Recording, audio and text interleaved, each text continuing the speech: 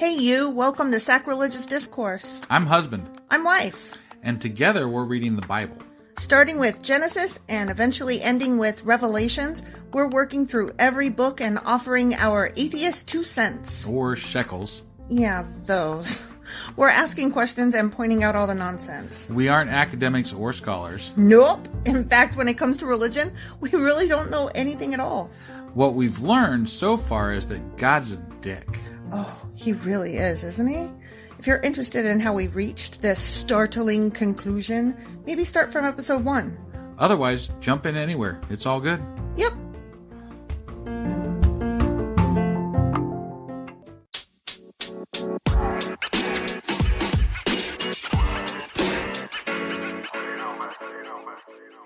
Husband. Wife. Do you remember what happened last time? Well, last time we had our bonus 50th episode, which was on Tuesday. Right. And before that, I have no fucking clue. Well, what happened was we talked about some things. Did we talk about some things? Boy, you really got this down. Yeah.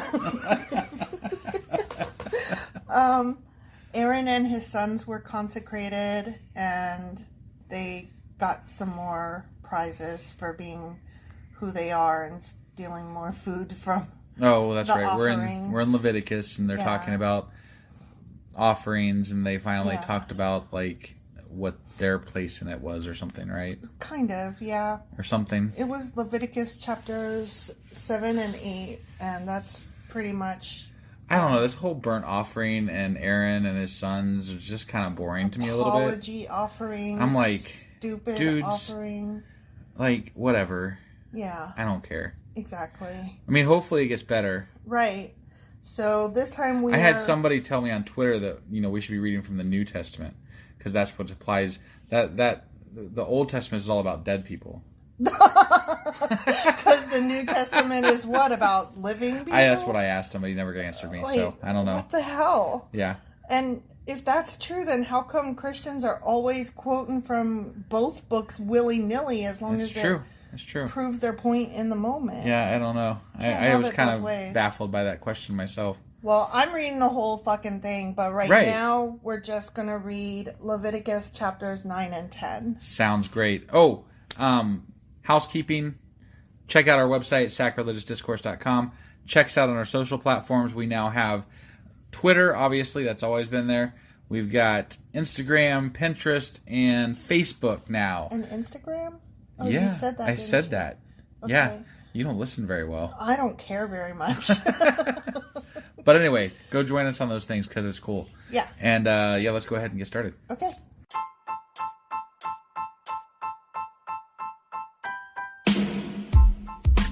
Hey, wife. Yes, husband.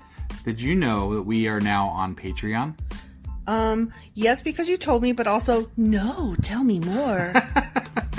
So we're on Patreon now. Are we? We are, and our supporters can go there and support us, and we have multiple levels all the way up to You Killed God.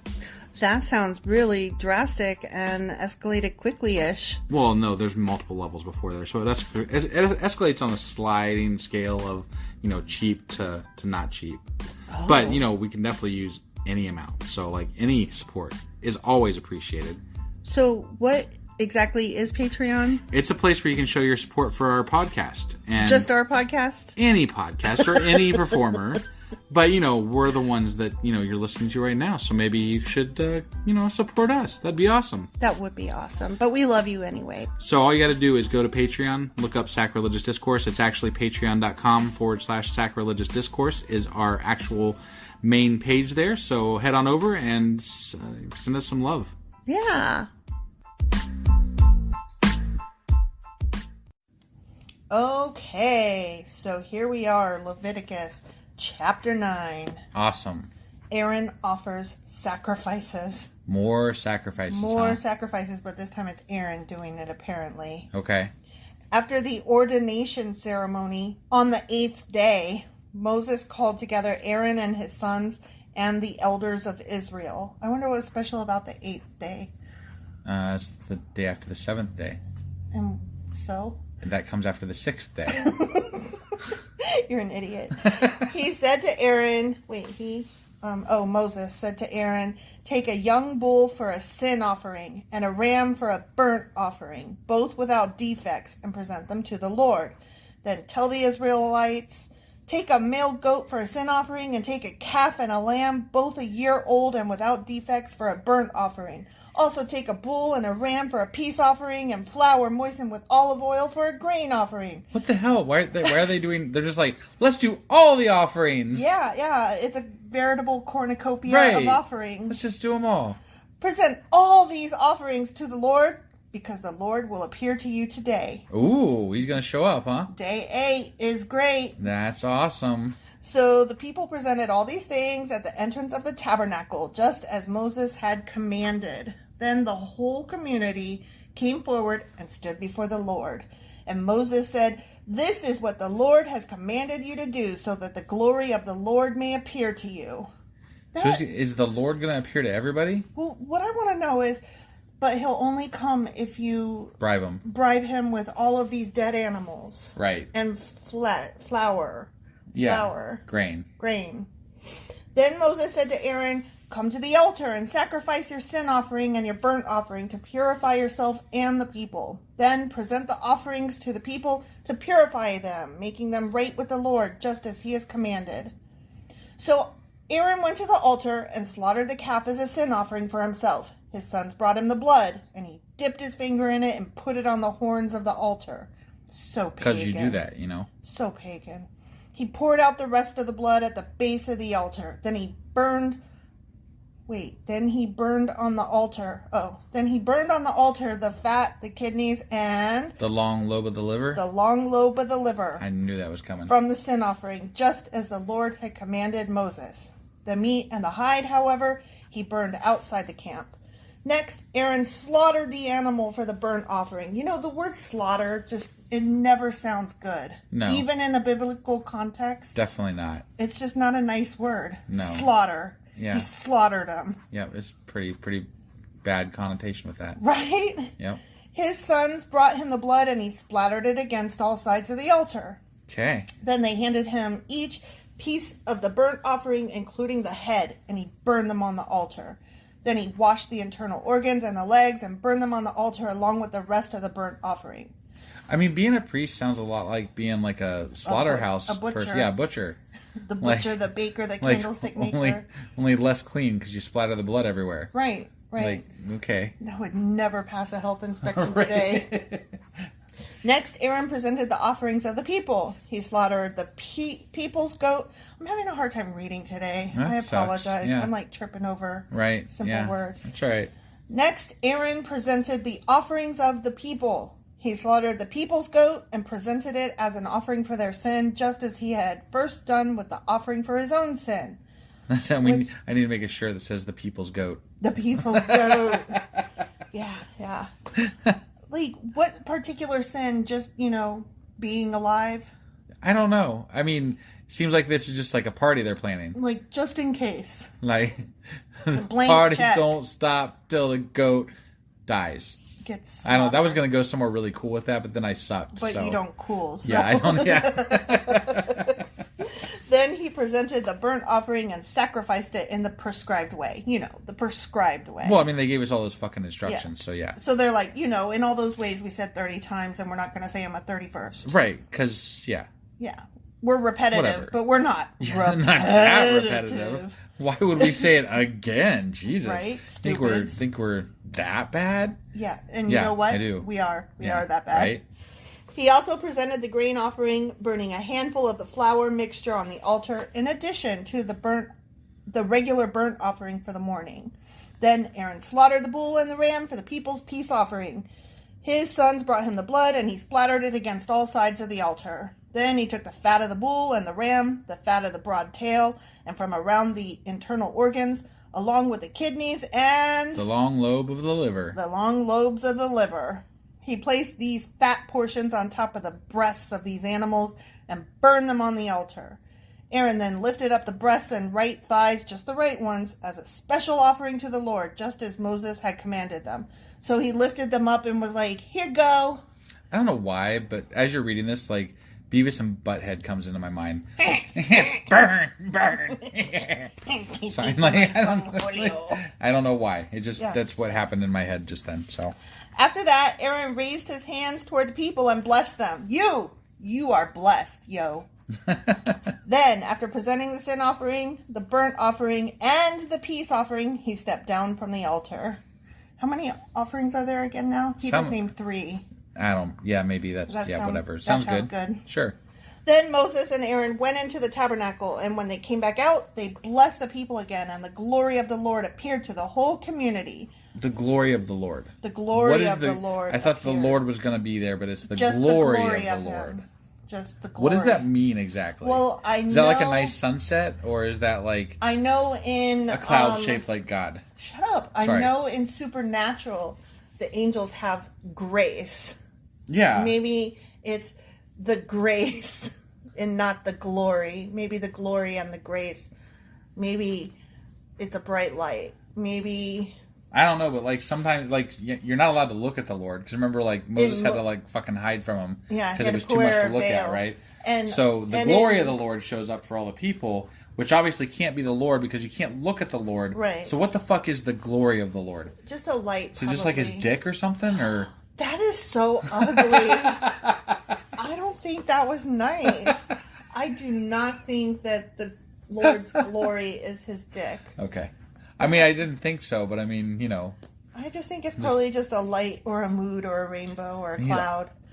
Okay. Maybe a burning bush or something. Right. Okay. Fire blazed forth from the Lord's presence. Oh, all we had to do was listen. Oh, yeah.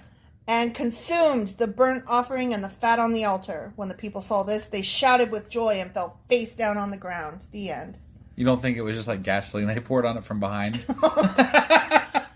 Did they have gasoline back then? They had something. They had magnesium or something that would like spark up the flames, I'm sure. Spark up the flames. Yeah, there's got to be something they could have used to like put on a show, you know? So they got to keep those fucking donations rolling in, so. So you're standing there and you're like, okay, we did all of our killing of the animals. And then all of a sudden, the animals burst into flames from the glory of the Lord. Yeah. Do you lose your shit?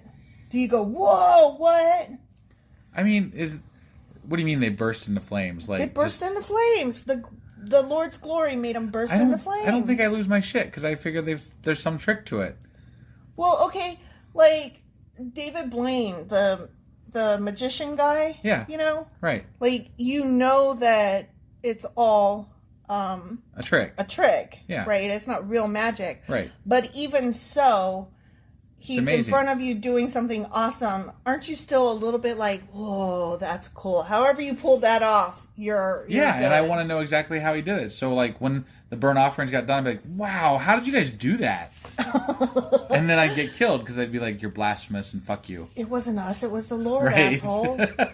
Yeah, that's what I was wondering, though. Like, I wouldn't have made it back in those times. Yeah. No, you wouldn't.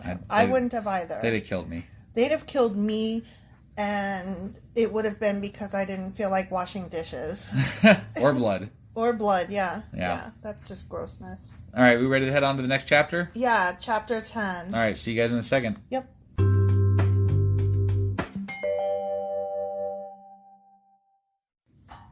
Ooh, I accidentally read the first couple sentences in the next section. It's going to take a dark turn. Oh. Yeah. I like dark turns. No, I don't like dark turns, but they're more fun to talk about. Right. Chapter 10, the sin of Nadab and Abihu. Ooh, we got a story. Yeah. Nice. Ready? Yeah. This is going to get your goat. Ready? Again, the people's goat? Your goat. My goat. Yeah.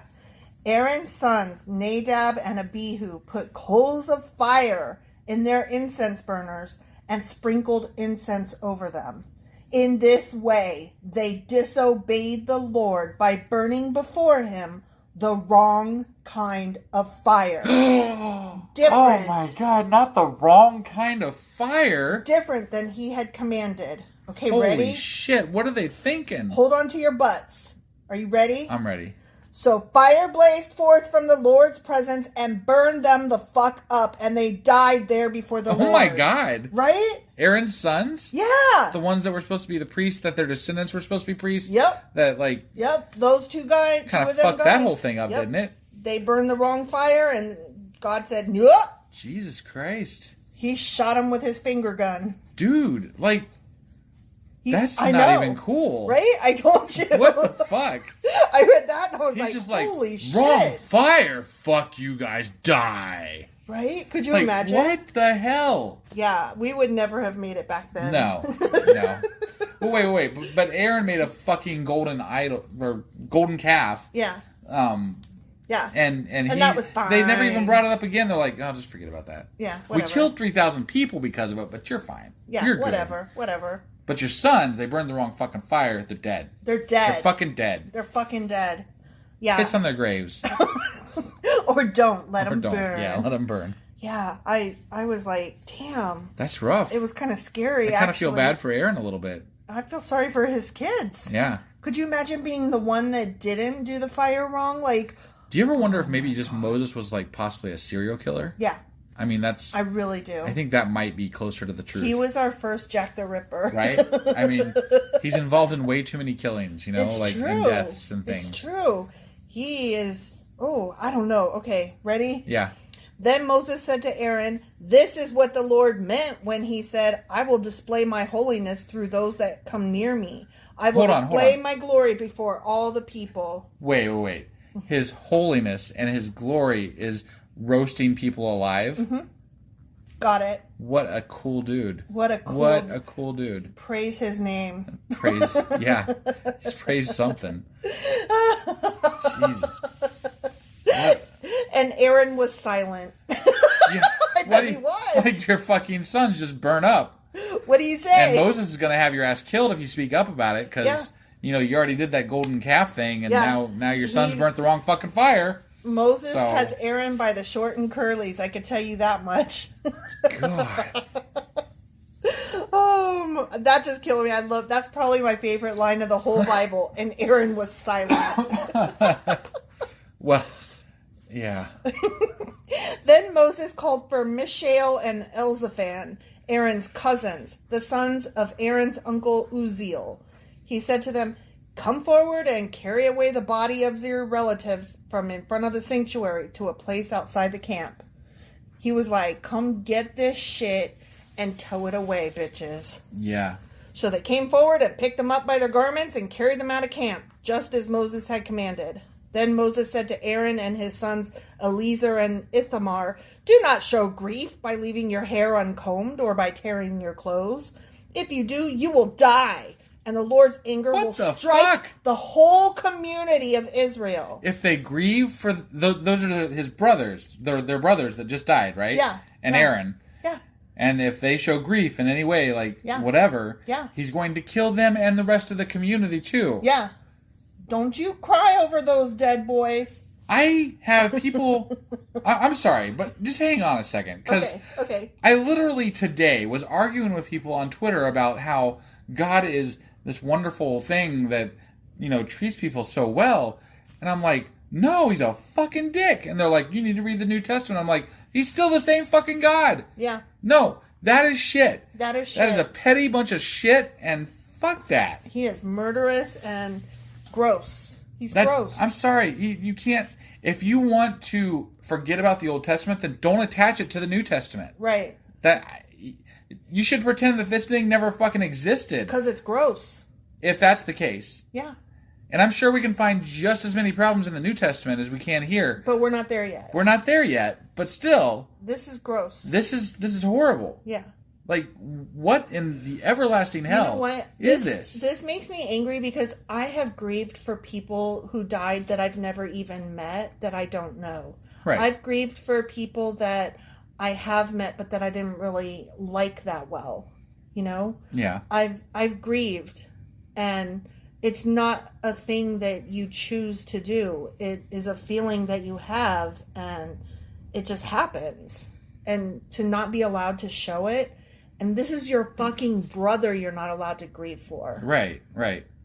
No, that's dumb. That's some serious mental health issues.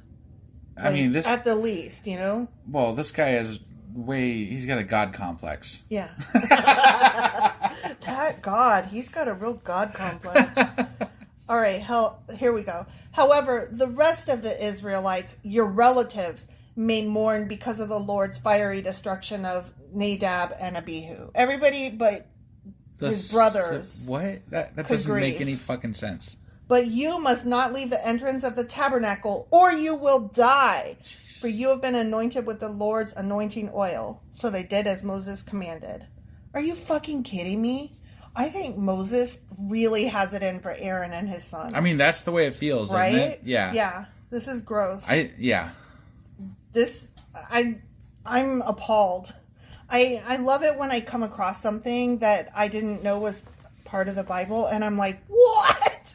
Yeah, it's such bullshit. Because I already thought the Bible was bullshit, and then I read these things, and I'm like, it's worse than I thought. It's not like I was on Aaron's son's side to begin with, but like he just killed him for something really stupid. Yeah.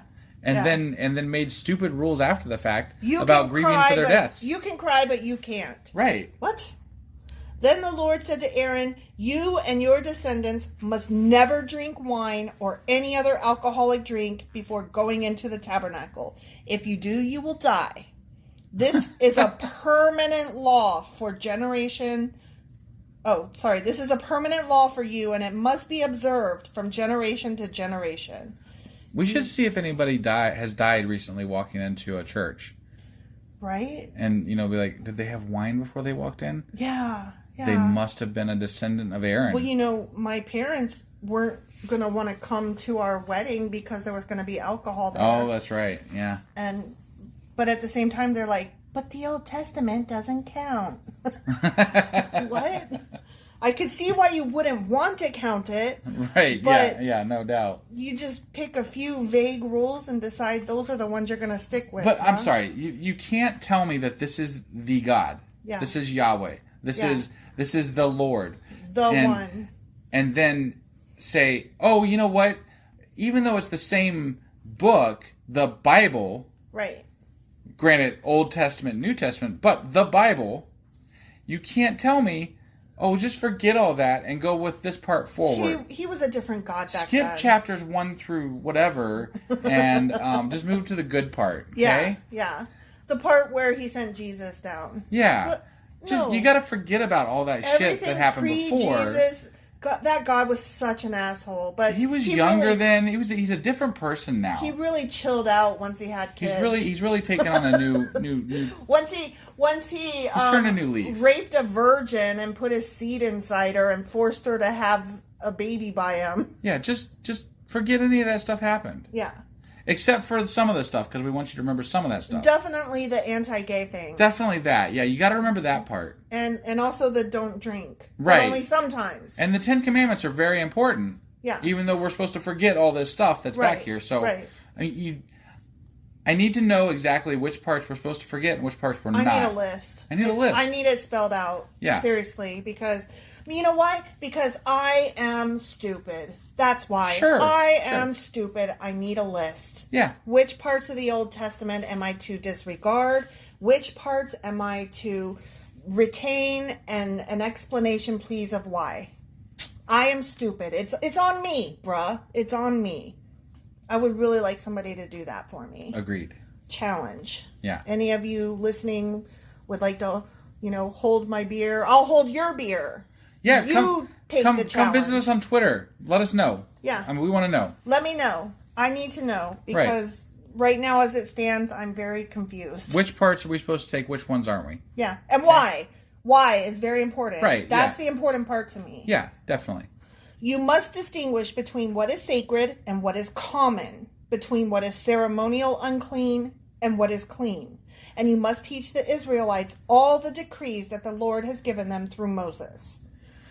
Then Moses said to Aaron and his remaining sons, Eleazar and Ithamar, take what is left of the grain offering after a portion has been presented as a special gift to the Lord and eat it beside the altar.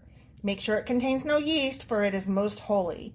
You must eat it in a sacred place, for it has been given to you and your descendants as your portion of the special gifts presented to the Lord. He literally just told him to eat it beside the altar, and then he said eat it in some place most holy. Yeah. So apparently that's the place. They say stuff that's not important. Yeah. These are the commands I have been given. But the breast and thigh that were lifted up as a special offering may be eaten in any place that is ceremonially clean. Okay. Any place that's clean. Any place. These parts have been given to you and your descendants as your portion of the peace offerings presented by the people of Israel. Stop fucking crying and eat your goddamn breast. You must lift up the thigh and breast as a special offering to the Lord, along with the fat of the special gifts. These parts will belong to you and your descendants as your permanent right, just as the Lord has commanded. Moses then asked them what had happened to the goat of the sin offering. When he discovered it had been burned up, he became very angry. Oh, God. With Eleazar and Ithamar, Aaron's remaining sons. Oh, shit. Why didn't you eat the sin offering in the sacred area? He demanded. It is a holy offering. The Lord has given it to you to remove the guilt of the community and to purify the people, making them right with the Lord. Ugh. Since the animal's blood was not brought into the holy place, you should have eaten the meat in the sacred area as I ordered you. I mean, it wasn't confusing at all those instructions. Right. But hey, you know. Then Aaron answered Moses, Today my sons presented both their sin offering and their burnt offering to the Lord, and yet this tragedy has happened to me. If I had eaten the people's sin offering on such a tragic day as this, would the Lord have been pleased? And when Moses heard this, he was satisfied. The end. Wait, I have to ask. It sounded like God was angry, but then it turns out it was just Moses that was angry. Yeah, no, it was Moses saying all this stuff. Oh. Yeah, Moses was like, the Lord wants you to do these things. So he was a crazy motherfucker. He was a crazy motherfucker. And he was out there just like deciding who dies and who lives. Arbitrary bullshit. And then passing it off as God's will.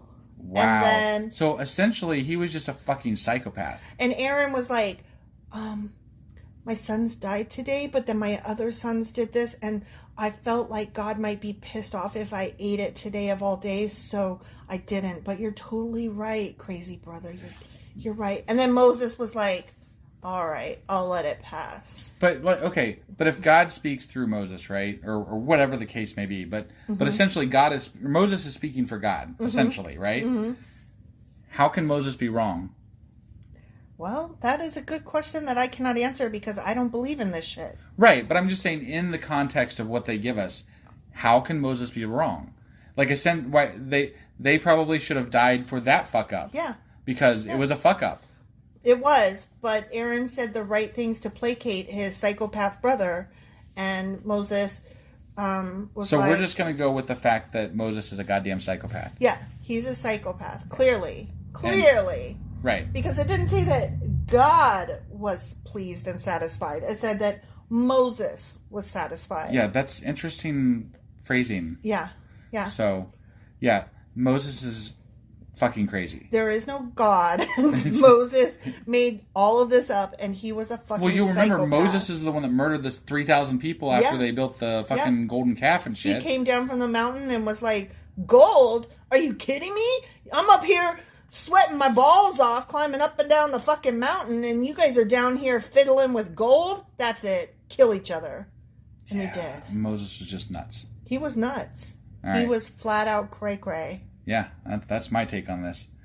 All right. Well, do we have anything else, or no? That was any other insights on our crazy friend Moses? That was the end of chapter 10. So we'll find out what happens next in Leviticus chapters 11 and 12 next week. Sounds great. We'll see you guys then. Bye.